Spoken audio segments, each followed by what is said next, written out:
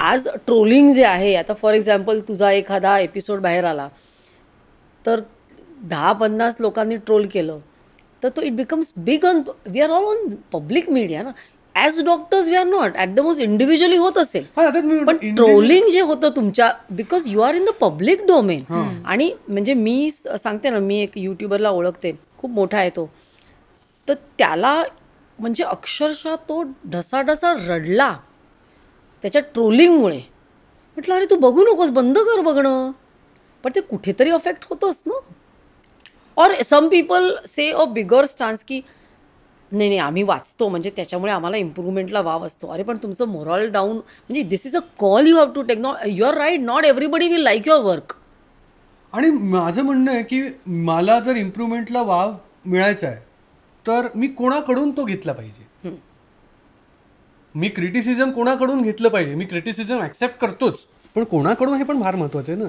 उद्या मला एखादा रिक्षा, म्हणजे असं होतं, पण एक किस्सा पण येतो. एक रिक्षावाला त्याने ओळखलं मला, विजू माने ना, म्हटलं हां, अरे सर तुम्ही आमच्या रिक्षात बसलात वगैरे, चालवायला लागला. सर मी काय म्हणतो, माझ्याकडे ना एक स्टोरी आहे, तुम्ही फक्त शाहरुख आणि करीनाला आणा, बाकी पिक्चर मी सुपरहिट करून देतो. ते खूप भेटतात. आणि खरंच हो हो हा खरं किस्से. हिने फॅन्सचे किस्से अनुभवलेत माझ्या, की ते कसे असतात. पण जर हे आपण प्रेमाने घेतो की नाही तर तेही तितक्याच प्रेमाने. आणि मी तर माझ्या याच्यावर आलेल्या कमेंट्स बघतो, हसतो की अरे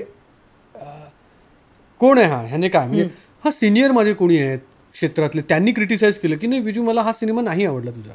जसं पांडू नावाचा सिनेमा आता झाला, तो अनेकांना आवडला नाही, कारण दादा कोंडके स्टाईल कॉमेडी त्याच्यात होती. मी त्यांच्याच लिगसीचा एक सिनेमा करूया म्हणून मी तो सिनेमा केला आणि तो अनेकांना आवडला नाही. बट आय थिंक माझा bioscope, you have seen my film, बरोबर, छान आहे तो. हां, आणि त्यावेळेला बायोस्कोप थोडा वेगळ्या प्रकारचा होता. मला असं वाटतं ते धाडसाचं पण होतं. हो हो, अँथॉलॉजी नव्हतीच तेव्हायला पुणे केलेली. आणि त्या फिल्मला नॅशनल अवॉर्ड मिळाला आहे. रवीला पण, मला पण, माझी इफीला पण सिलेक्ट झाली होती. हे सगळं झालं. आता मला ती फिल्म बघणारा प्रत्येक जण, म्हणजे 100 मधले 99 लोक त्या सिनेमाचं कौतुक करतात, पण थिएटरला कोणी बघितला नाही बघितला.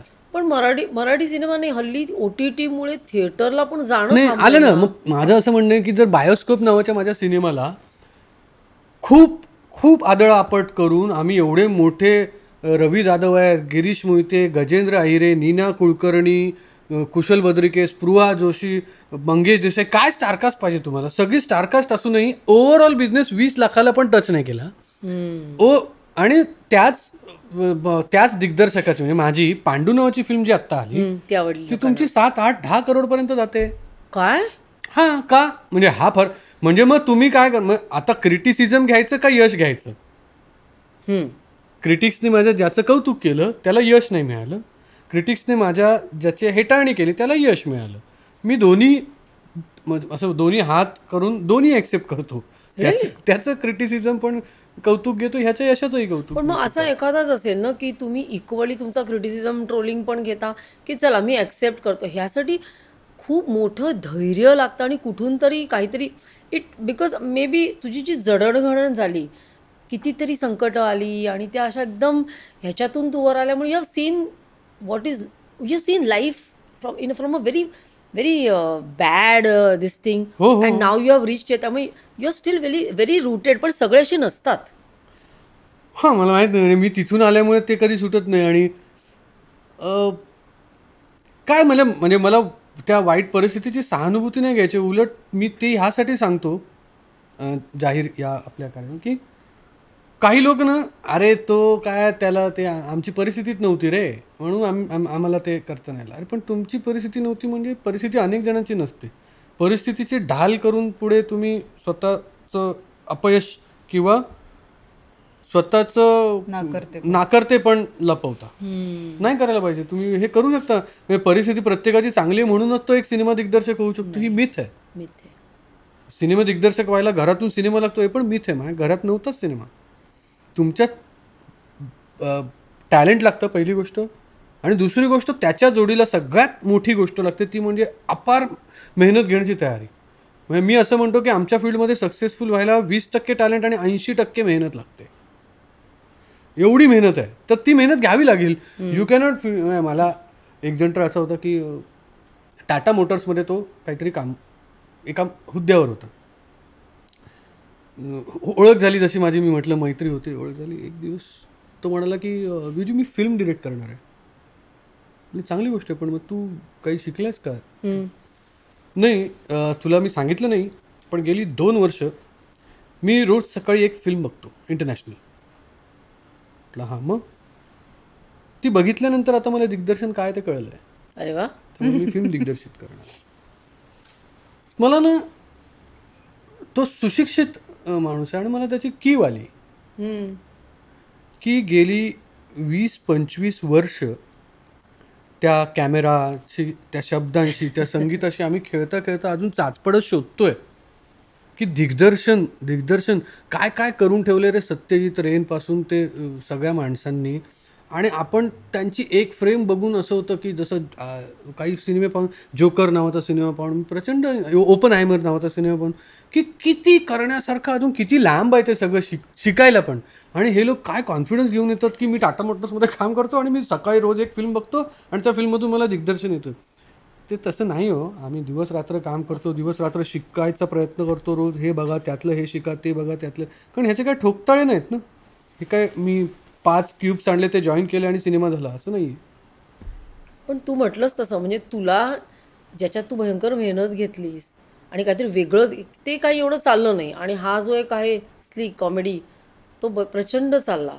म्हणजे शेवटी तेच आहे ना, लोकांना काय आवडेल ते आपण नाही सांगू शकत, नाही का?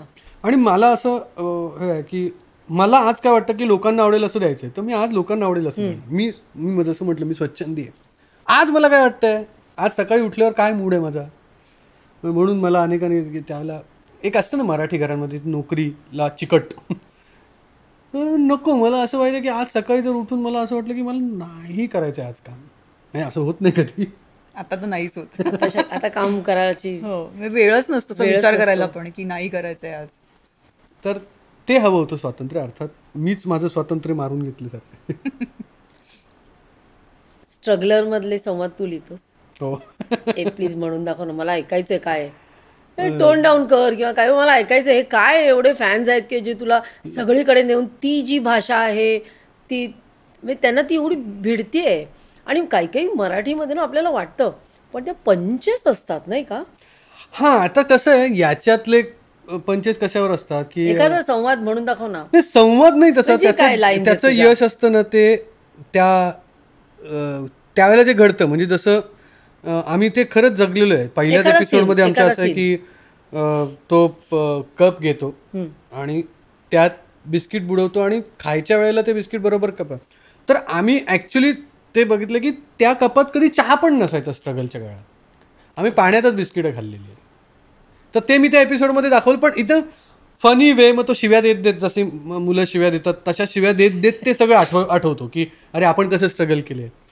मग अरे वा, आज एकदम जंगी पार्टी आहे, तर काय, तर भेळ आहे, तर भेळीची पार्टी आहे असं.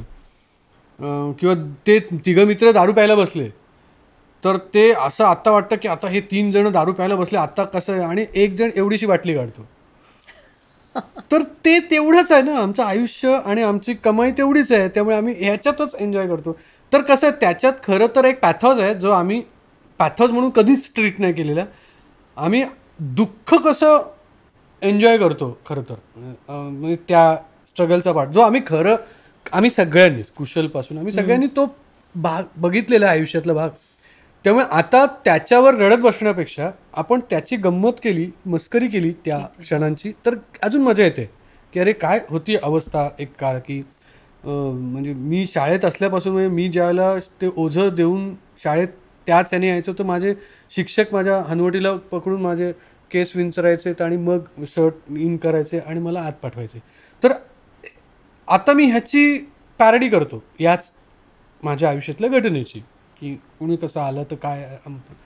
तर तेच आहे ते स्ट्रगलर्सला, फक्त ते अत्यंत शिवराळ लँग्वेजमध्ये. कारण लोक मला असं म्हणतात, अरे काही वेळेला विजू असं असतं, नुसत्याच शिव्या असतात त्याच्यात.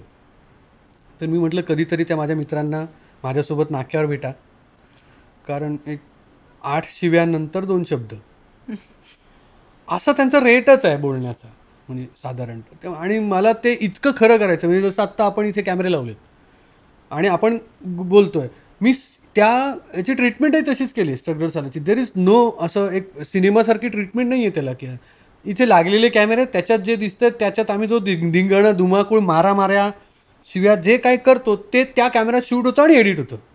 त्याला स्पेशल काही ट्रीटमेंट नाही की ट्रॉली लागली, क्रेन लागली, जीप लागली, काही नाही.